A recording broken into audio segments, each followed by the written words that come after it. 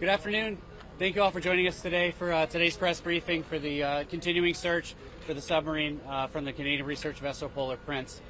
I'm Chief Petty Officer Robert Simpson, the Assistant Public Affairs Officer for the 1st Coast Guard District. In just a few minutes, or just a moment, I'll be introducing Captain Jamie Frederick. He's one of the response coordinator for the rescue efforts. I do ask after his brief statement, we'll be opening up to some questions for you all. We do have about 10 minutes today, so after following his statement, we do ask to limit everybody to one question, and we'll try to get around as many as we can. Me and my staff will be available afterwards so that we can take some additional questions that may not have been able to get to or may not answered fully to get your contact information, and our staff will be able to get back to you with that information. This time I'd like to welcome Captain Jamie Frederick, Response Coordinator in the 1st Coast Guard District. Good afternoon. I'm Captain Jamie Frederick with the 1st Coast Guard District Response Department, which oversees search and rescue operations under Rear Admiral John Mauger, the 1st Coast Guard District Commander. I'll provide a brief recap of our coordinated search efforts for the 21-foot submersible with 5 people on board, along with providing an update on current search efforts and plans for the next 24 hours. On behalf of all the men and women of the United States Coast Guard and our search partners, we offer our most heartfelt thoughts and prayers for the 5 crew members, their families, and their loved ones. Our crews are working around the clock to ensure that we are doing everything possible to locate the Titan and the 5 crew members. Yesterday, we stood up a unified command consisting of expertise from the United States Coast Guard, the United States Navy, Canadian Armed Forces and Coast Guard, and the Titan's parent company, Ocean Gate Expedition. This is a complex search effort which requires multiple agencies with subject matter expertise and specialized equipment. While the U.S. Coast Guard has assumed the role of search and rescue mission coordinator, we do not have all of the necessary expertise and equipment required in a search of this nature. The Unified Command brings that expertise and additional capability together to maximize effort in solving this very complex problem.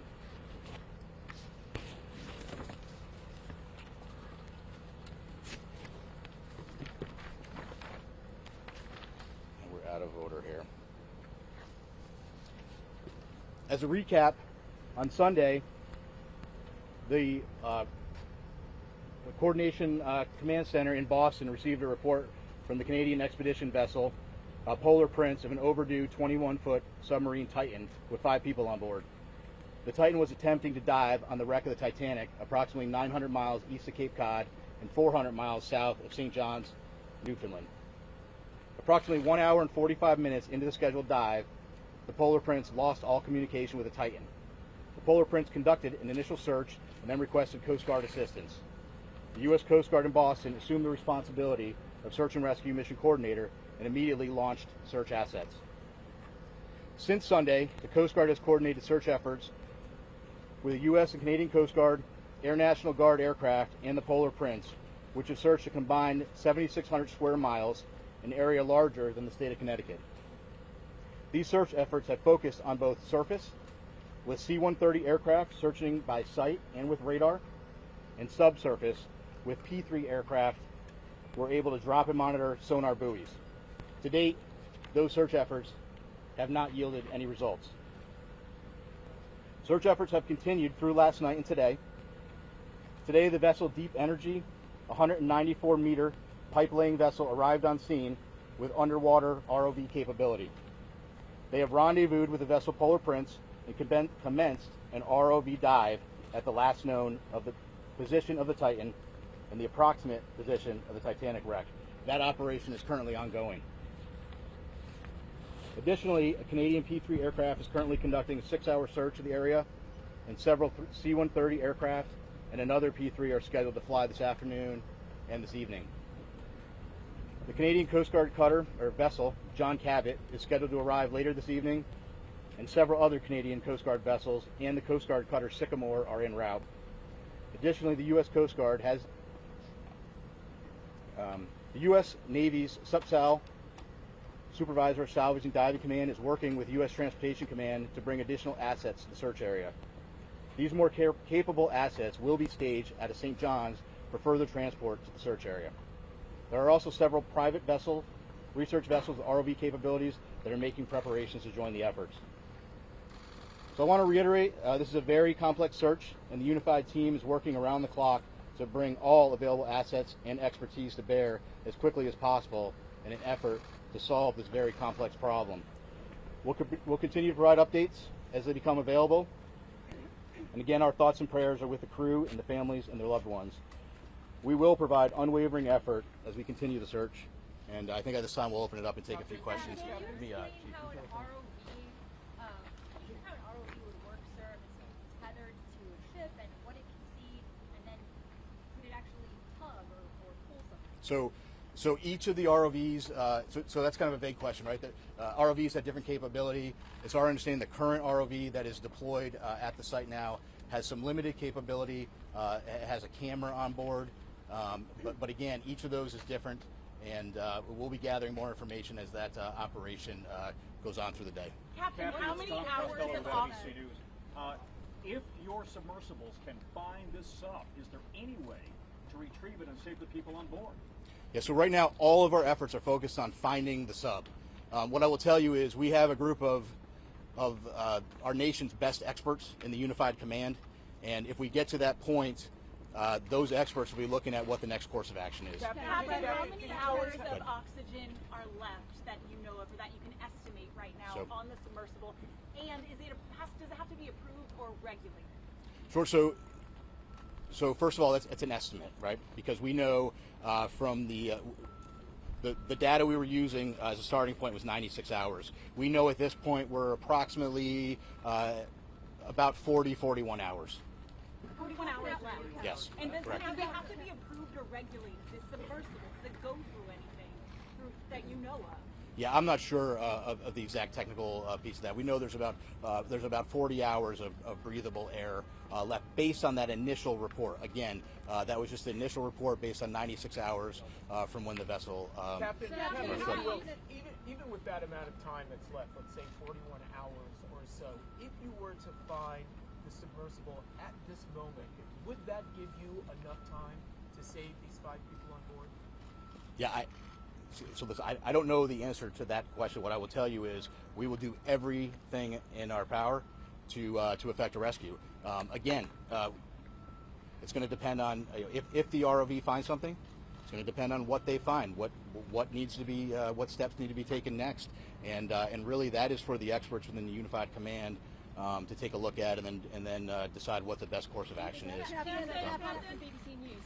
It seems to have taken the mothership vessel, or those running this operation, about 8 hours to contact you on Sunday after they lost contact with the sub. Is that a cause for concern? Listen, right now, our effort and our focus is on searching with what we know. As soon as we received the report on Sunday evening, we immediately launched search efforts.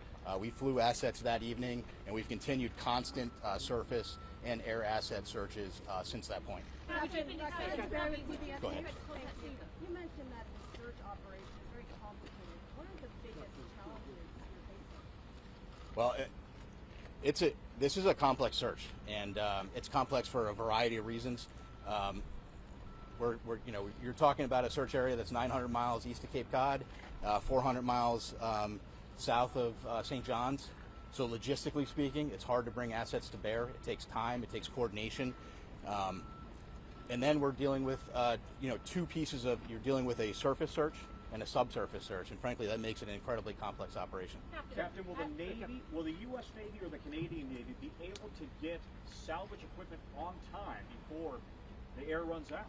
Obviously, getting salvage equipment on scene is a top priority.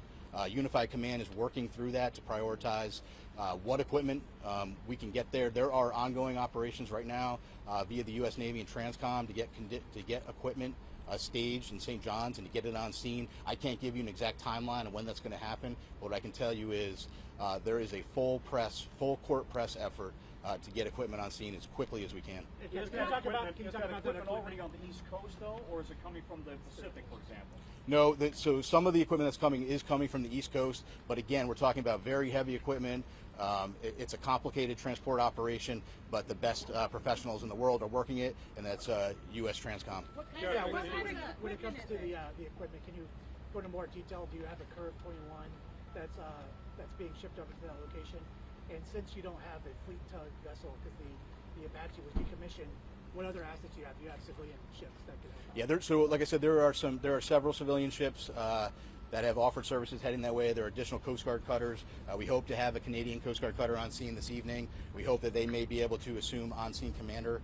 Polar Prince has been doing a great job with those duties, but if we could take some of that from them, that would be good. But your question about specific equipment, I'm not going to get into talking about specific equipment. Frankly, I'm not an expert on what that equipment is, but again, I can tell you we have experts in the Unified Command that are going through that, prioritizing what we need, and then how we get it on scene. Can you tell us about the personnel from Boston? How many people from here are out there, and also what equipment? From Boston specifically? Yeah, from Boston. So Boston, where Boston plays a role is the command center, the rescue and coordination center is here in Boston.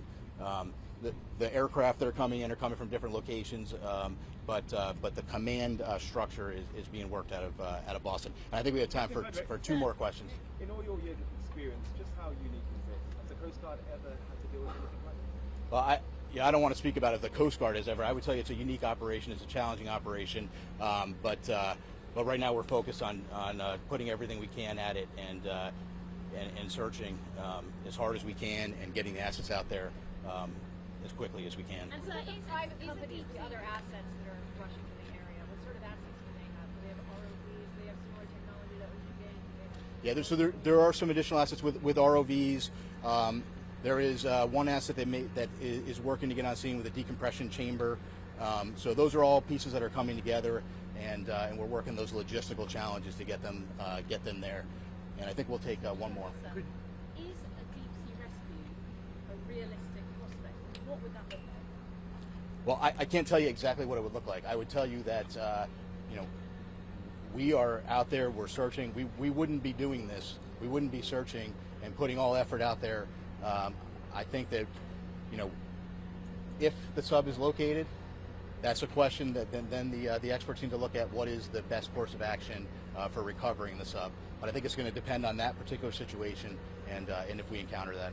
Sir, is it true that the British offered assistance and they were told we don't need your assistance at this point? No, I'm not aware of that. Again, what I would tell you though is that the Unified Command is working through prioritizing. We know that there's equipment out there that can be brought to the scene. The Unified Command is working through prioritizing what equipment we need and then how we get it there. And the British are also responding to the ship as well? Yes, that's my understanding. Correct. And I think we're going to wrap it there. Yep, thank you. Thank you, Captain. Thank you. I really appreciate you guys coming out today. Blew this portion of the brief on there. I can stay behind just to take some additional stuff that maybe wasn't answered. We can try to get some information back to you kind of a bit later. Clarify the question about the men and women here who are based in Boston. Yeah. So are they not out there? Are they just working here? Right. So the Rescue Coordination Center that he's talking about specifically, that's based in Boston. So the personnel that are working in the command and control environment, as far as building a lot of the search and rescue plans, sending out the information, coordinating those pieces, are here. The people affecting the mission, so the pilots, the air crews, all of the ships, those are based out of different areas. So our pilots, air crews are out of Elizabeth City, North Carolina. The Coast Guard cutter Sycamore, I believe, is out of Newport, Rhode Island, but they were operating already in the Arctic. So there are a number of people that are here working in that staff element, but are not physically located out in the search area, if that makes sense. Command and control. It is, yes. Does Ocean Gate have another submersible that they could try to send down there? I don't know. They just have It sounds like, for the most part, the staging area is moving to St. John's. So I believe, a lot of it into St. John, Newfoundland, right? Yes. Yeah. That's so. Our aircraft, the C-130 aircraft, they're based out of there as well. So I know there is a number of pieces going out there. Logistically, it's easier as opposed to from here. Talked about Transcom organizing the different assets available. I asked Transcom, and they kicked it over to you guys. Okay. So can you give a little bit more clarity on what kind of assets you have put in the water? I specifically asked about the Curve 21, but is there one on the way? I don't know. I don't know an answer to that. So I know a lot of those questions were unanswered on there, and it's a lot of it's because we're not the right agency to be asking that. I know as in the command, we should be to be the one to give the answer to you, but we want you guys to hear it from the subject matter experts. So that's our next plan. Is what we want to do is give an opportunity for you all to get all of the subject matter experts we can into one location to kind of get those questions answered. To give you kind of the best thing we can do. You anticipate in those 40 hours when that becomes a recovery mission, if you choose to do a recovery mission? I'm sorry. When those 40 hours are up that you gave for the estimate, is that the moment you shift from a search and rescue to a recovery operation, if you choose to do a recovery operation, given the difficulties? I think it really depends on a number of factors. So anything that could change between now and then, as far as information response, things like that could change that. So it's not a hard and fast, timer's up, time to transition. There's a lot of factors that go into it that could extend something like that. Excuse me, what role does the amount of oxygen play in one of those factors? With 40 hours of oxygen left, when will you then transition from a search and rescue to a search and recovery?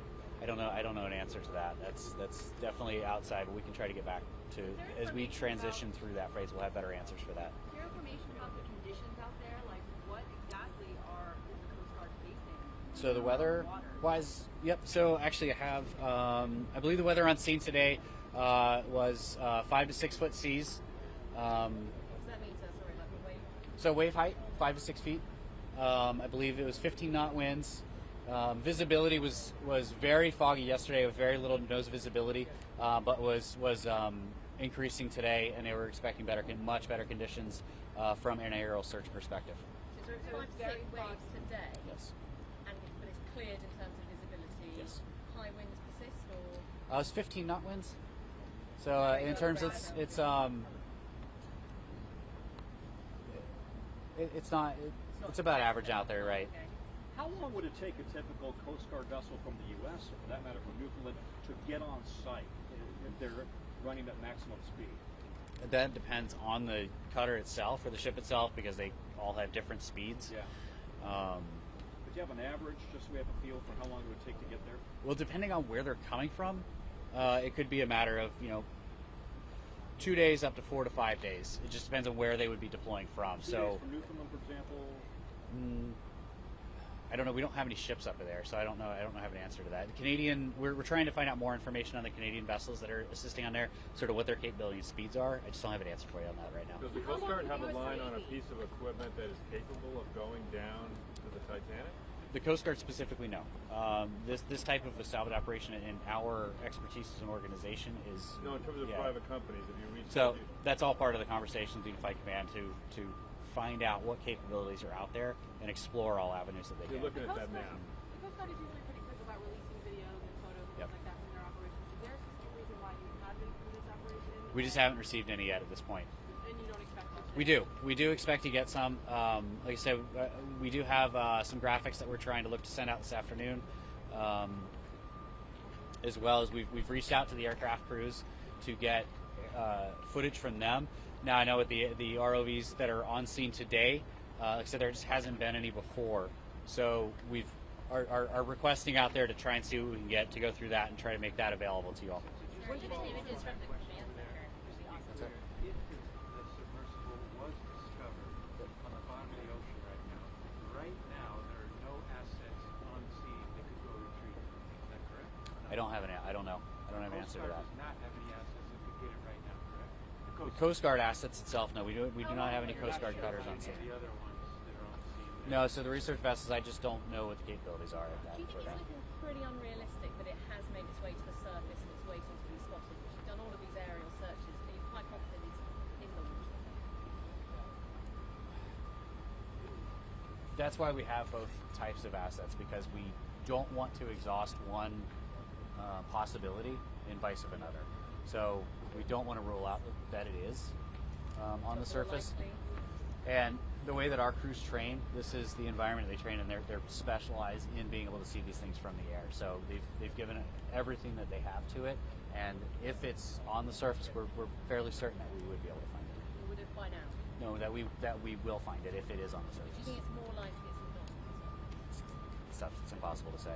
Can I just ask you to, I realize this may be challenging. You may not have the answer, Yeah. but we're trying to get a sense of how far away the nearest naval asset would be that has that lift capability, salvage capability. Is it coming from North Carolina, from Florida, from Boston? Can you give us any idea of how far away it might be? No, I don't have an answer to that. Yeah. Do you know if anybody do you know if that vessel has a KIRO or some other way of communicating other than text? From the research vessel. The Titan itself. Yeah. Communicating with them? No, Yeah. I don't have specifics on technology on board. We understand they've lost contact in the past on other expeditions. Has the Coast Guard ever been involved with them? Not to my knowledge. But Ocean Gate is cooperating with the investigation. Absolutely. They're part of the unified command in here, so we're all making decisions together. So do they have anything else that could go down? 13,000 feet. I don't know, but if they do, it's definitely being discussed as far as their capabilities. Would they tell you if they did? I mean, so it doesn't sound that hopeful, to be honest. I don't understand. Like, it sounds like the nearest vessel that it's not clear how long it would take to get a vessel there. Right. And that's the biggest part of the challenge of all of this, is trying to understand how the capabilities are working together, how they would do it, the technical aspect of that. So if you're a family member of somebody on board, what should you be thinking? Do you have a message for the family members? I think it was clearly stay with Captain Frederick on there. Could you just describe, the crush depth here? We're talking about 400 times, as I understand it, what we all experience at sea level. What can that do to a vessel? I can't speak to the scientific side of that. Again, this is just more or less trying to get some background information for you guys on there. I don't have any of that information on that. Can you tell us about what the circumstances what crew would feel at this point? I mean, submersible doesn't necessarily, it goes in for a dive and bobs right back Yep. up. It's not supposed to be there for that long. Is there? And that would be a great question that we could try to get answered for you with that subject matter expert discussion that we talked about to get an opportunity for you guys to ask that question, because it'd be much more important and realistic for somebody within that community part of the command that would be able to answer that question a lot clearer than anything I would be able to. So, yeah, When might you provide your next update? so we do have a press release that's going to be going out shortly with the graphics we talked about. Probably similar information to what was passed today. If any new information comes up, we'll update that. But I think ideally we'd be putting out press releases daily, and would look at probably doing another briefing tomorrow. Can I just ask you one last? Sorry, what's whole? I don't know. Could you just reiterate for us?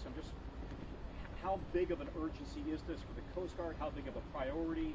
Do you prioritize these things? In other words, do you classify them as priority red, 1, 2, 3? How big of a priority is this? This operation is our top priority right now.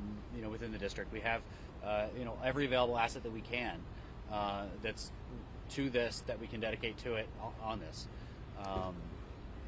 That's why we are spending so much time and energy trying to coordinate really this enormous response effort to truly understand the scale of how far away this truly is, and in the context of the types of assets that we can get out there over something that's that enormous, something larger than the state of Connecticut, into perspective of what is available to be able to search in those kind of conditions so far offshore. To understand what 900 miles looks like is an enormous amount of distance. Can I just ask? I mean, I've looked to the press before, but is a deep sea rescue effort realistic, and what would that look like? I don't know what it would look like. Realistic, and that's all part of the conversation the Unified Command. They're looking at doing everything that they can to find out the options that are available. Thanks, sir. And family members have indicated the 5 people on board, but is there an official manifest or log saying exactly who was on that vessel? There is Will that on be there. released publicly? So not until all the NIST notifications have been completed through that process can we release names in that way. I know that some have gotten out, but they have not been through us. Okay. But yeah, thank you. I really appreciate your time today. Thank you, and we'll send out an update when the next advisory or advisory will be out for you guys. Are there any briefings happening up at St. Lawrence? Not that I'm aware of. Nothing that we are setting up. Now, I don't know if they are up there independently. I'm hoping that they would at least reach out to us to let us know so we could help kind of amplify that. But no. If the Canadians take over the on-site command out on the water,